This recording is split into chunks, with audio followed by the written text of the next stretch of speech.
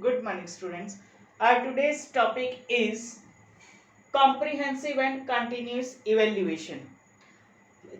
आज की जो एजुकेशन का जो एम है, what is the aim of education? All round development of a child. So students की पर्सनैलिटी के मीन्स सभी जो एस्पेक्ट हैं उनमें डेवलपमेंट करने के लिए हमें उनको इवेल्युएट करने की भी ज़रूरत है. जब तक हम उन्हें इवेल्युएट नहीं करेंगे तब तक हमें नहीं पता चलेगा कि स्टूडेंट की पर्सनैलिटी के किस एस्पेक्ट में कितना जो है वो डेवलपमेंट हुआ है, कितना चेंज आया है, उसके किस बिहेवियर में मीन्स कितना चेंज आया है. तो इसको ध्यान में रखते हुए जो कॉम्प्रिहेंसिव एंड कंटिन्यूस इवेल्युएशन है उसको फॉलो किया जाता है आजकल स्कूल्स में. मीन्स स्टूडेंट की पर्सनैलिटी के हर एस्पेक्ट को इवेल्युएट किया जाता है, चाहे वो उसका कॉग्निटिव एस्पेक्ट हो, उसका सोशल एस्पेक्ट हो, इमोशनल एस्पेक्ट हो उसका, या फिर उसका मॉरल एस्पेक्ट हो या फिजिकल एस्पेक्ट हो. कोई भी एस्पेक्ट हो उसकी पर्सनैलिटी के हर एस्पेक्ट को इसमें जो है वो इवेल्युएट किया जाता है. तभी हमें पता चलेगा कि स्टूडेंट के बिहेवियर में, उसकी पर्सनैलिटी में क्या क्या चेंजेस आए हैं, क्या क्या मॉडिफिकेशंस हुए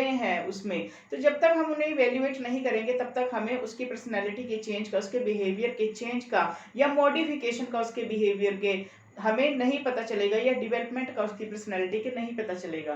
तो कॉम्प्रिहेंसिव एंड कंटिन्यूअस इवेल्युएशन की अगर हम बात करें तो ये तीन वर्ड्स जो हैं उनसे मिलकर बना है comprehensive, continuous and evaluation. So now we will understand the meaning of comprehensive, continuous and evaluation. Comprehensive means both scholastic and non-scholastic. Comprehensive evaluation में एक स्टूडेंट की स्कॉलेस्टिक अचीवमेंट भी आती हैं और उसकी नॉन स्कॉलेस्टिक अचीवमेंट भी आती हैं. मीन्स उसकी एजुकेशनल अचीवमेंट्स भी आती हैं और उसके जो अदर एस्पेक्ट हैं उसकी पर्सनैलिटी के, जैसे मैंने आपको बताया सोशल एस्पेक्ट है, इमोशनल एस्पेक्ट है उसका, मेंटल एस्पेक्ट है उसका, या फिर उसका हेल्थ से रिलेटेड जो डेवलपमेंट है, जो एरियाज हैं वो इसमें कवर होते हैं उसके इंटरेस्ट, एप्टीट्यूड. कॉम्प्रिहेंसिव इवेल्युएशन में, कॉम्प्रिहेंसिव में मीन्स ये चीजें स्टूडेंट्स की जो है वो काउंट होती हैं, उनको इवेल्युएट किया जाता है. नेक्स्ट है वर्ड जो है वो कंटिन्यूस. कंटिन्यूस क्या है? Regularity in assessment through out the year. Means पूरा साल, पूरे सेशन में रेगुलरली उसकी जो अचीवमेंट्स है उनको इवेल्युएट करना. पूरे साल हम स्टूडेंट्स को इवेल्युएट किसी ना किसी फॉर्म में इवेल्युएट करते ही रहते हैं.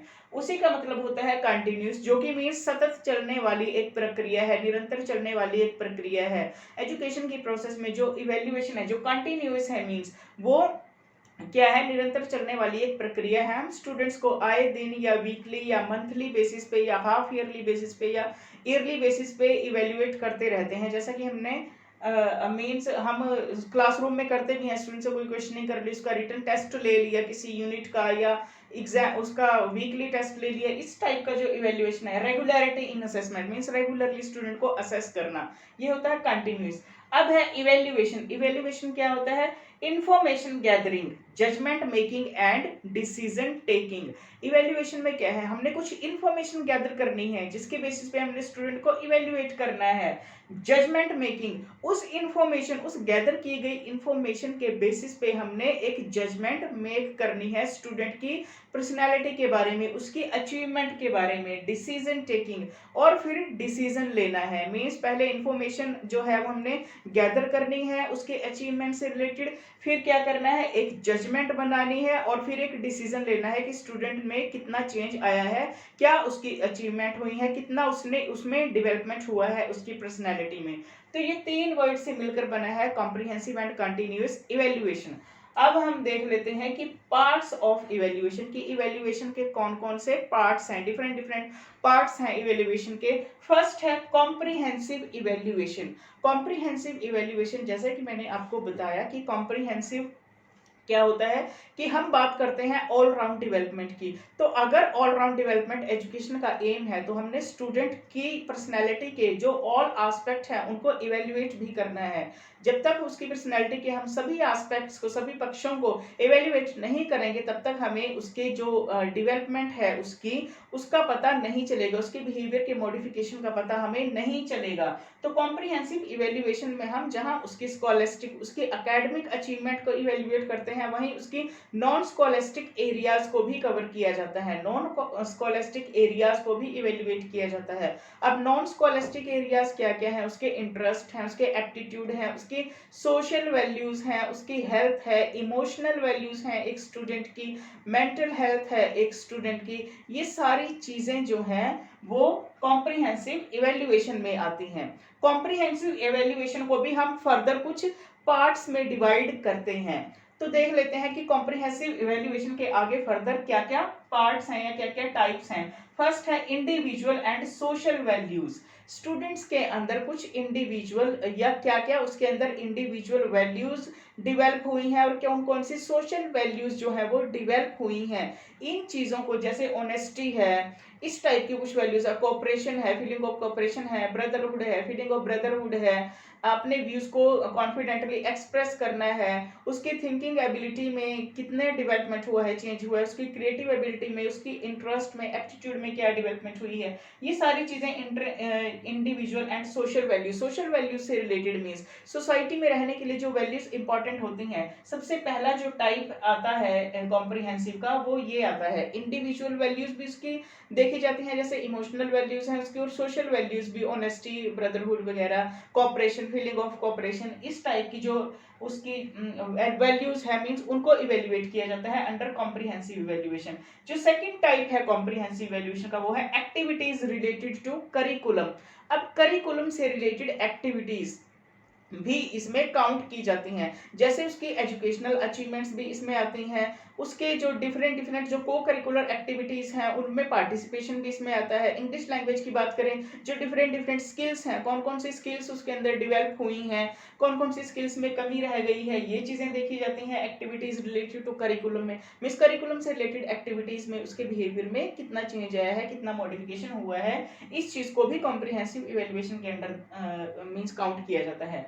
नेक्स्ट जो टाइप है कॉम्प्रिहेंसिव इवेल्युएशन का वो है हेल्थ। अब स्टूडेंट की हेल्थ भी मेजर की जाती है इसमें, उसकी फिजिकल हेल्थ को भी इसमें जो है वो इवेल्युएट किया जाता है, उसकी मेंटल हेल्थ को भी इवेल्युएट किया जाता है। जैसे स्पोर्ट्स एक्टिविटीज ऑर्गेनाइज करके हम उसकी फिजिकल स्ट्रेंथ को इवेल्युएट कर सकते हैं, उसकी मेंटल स्ट्रेंथ को इवेल्युएट कर सकते हैं हम, जो अपनी एकेडमिक्स जो एक्टिविटीज हैं इस टाइप की एक्टिविटीज के थ्रू। नेक्स्ट है स्टूडेंट्स एप्टीट्यूड। अब स्टूडेंट्स के एप्टीट्यूड में क्या क्या चेंजेस आए हैं, इस चीज को भी हम कॉम्प्रिहेंसिव इवेल्युएशन के अंडर ही मेजर करते हैं। उसका एप्टीट्यूड मींस क्या क्या स्किल्स उसके अंदर डेवलप हुई हैं। लैंग्वेज की बात करें, इंग्लिश लैंग्वेज की बात करेंगे, एक स्किल सब्जेक्ट है, इसमें जो 4 बेसिक स्किल्स हैं, 4 बेसिक स्किल्स हैं लैंग्वेज की, listening, speaking, reading and writing, उनमें कहां तक जो है वो डेवलपमेंट हुई है, स्टूडेंट ने कितनी सीखी है वो स्किल्स, इस चीज को हम इवेल्युएट करते हैं। नेक्स्ट है एटीट्यूड। अब इंग्लिश लैंग्वेज के थ्रू, हम इंग्लिश की बात कर रहे हैं तो इंग्लिश का ही एग्जांपल लेके चलेंगे कि इंग्लिश लैंग्वेज के थ्रू, इंग्लिश लैंग्वेज सीख लेने के बाद उसके एटीट्यूड में क्या क्या चेंजेस आए हैं, उसको उसकी इंफॉर्मेशन जो है, उसका जो ज्ञान है, उसकी जो नॉलेज है वो कितनी इंक्रीज हुई है, उसके इंटरेस्ट जो है वो कितने डेवलप हुए हैं, क्या क्या इंटरेस्ट उसके अंदर डेवलप हुए हैं, इस टाइप की चेंजेस को हम उसके एटीट्यूड्स के अंदर जो है वो मेजर करते हैं।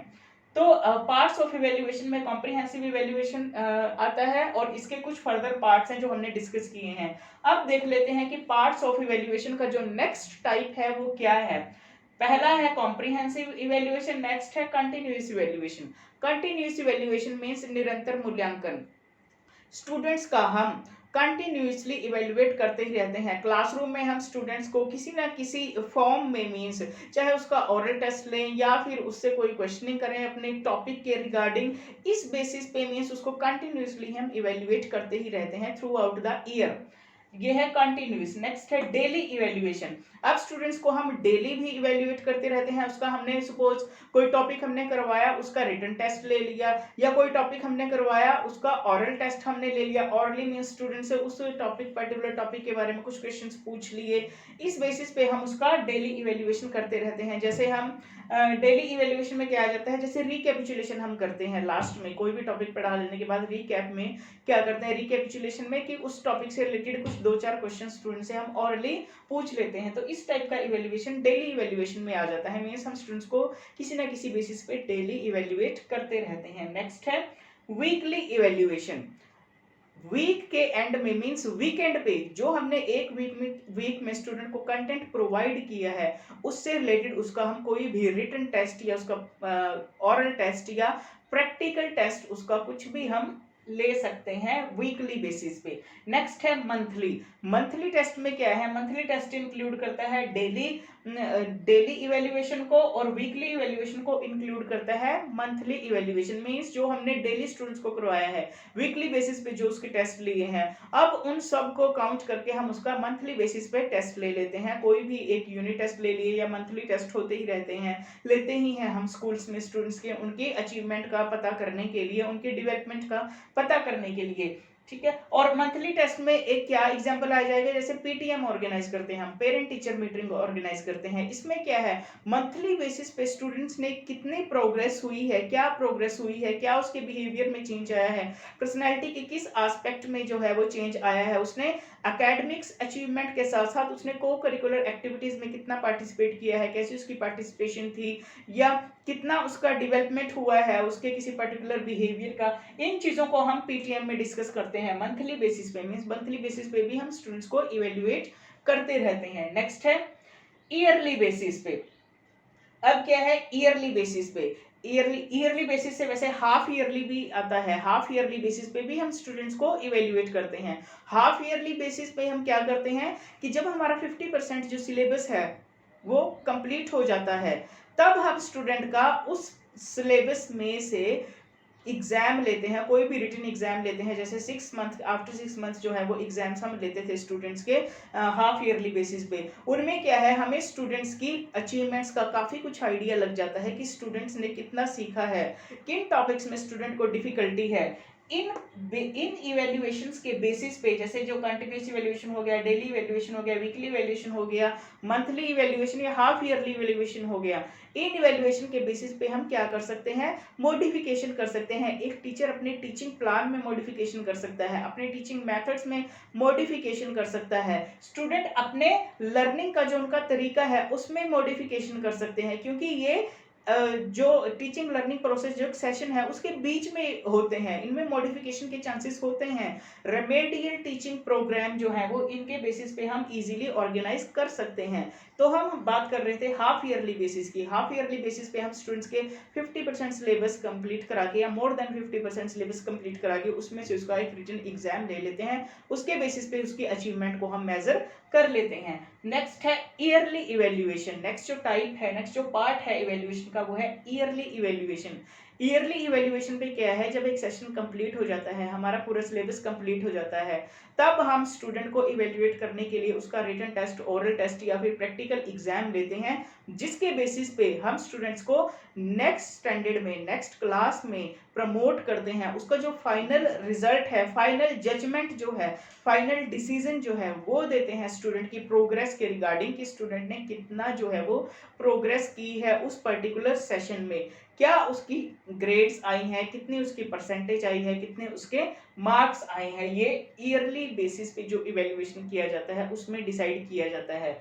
और इसी में ही जो कॉम्प्रिहेंसिव में स्टूडेंट को कॉम्प्रिहेंसिवली इवेल्युएट भी इसी बेसिस पे किया जाता है। जो फाइनल जजमेंट है मींस उसके कॉम्प्रिहेंसिव या कंटिन्यूस इवेल्युएशन से रिलेटेड, वो ईयरली बेसिस पे ही प्रोवाइड की जाती है कि स्टूडेंट ने को करिकुलर एक्टिविटीज में कैसे पार्टिसिपेट किया, उसने जो art, drama, music, different forms थे, इस टाइप की जो एक्टिविटीज हमने ऑर्गेनाइज की हैं, म्यूजिक की एक्टिविटीज ऑर्गेनाइज की हैं, डिबेट ऑर्गेनाइज की हैं, या अदर को करिकुलर स्पोर्ट्स के रिगार्डिंग एक्टिविटीज ऑर्गेनाइज की हैं, उनमें उसकी परफॉर्मेंस कैसी थी, ये सारी चीजें हम ईयरली बेसिस पे जो इवेल्युएट करते हैं स्टूडेंट्स को, मींस फाइनल जो इवेल्युएशन करते हैं स्टूडेंट का, समेटिव इवेल्युएशन जब करते हैं स्टूडेंट्स का, तब हम इन पे अपना फाइनल जजमेंट, फाइनल डिसीजन जो है वो एक टीचर देता है। उसकी मींस को स्कॉलस्टिक एरियाज को के रिगार्डिंग भी फाइनल हम उस फाइनली इसको इवेल्युएट करते हैं, और स्कॉलस्टिक एरियाज के रिगार्डिंग भी इसको हम फाइनली इवेल्युएट करते हैं।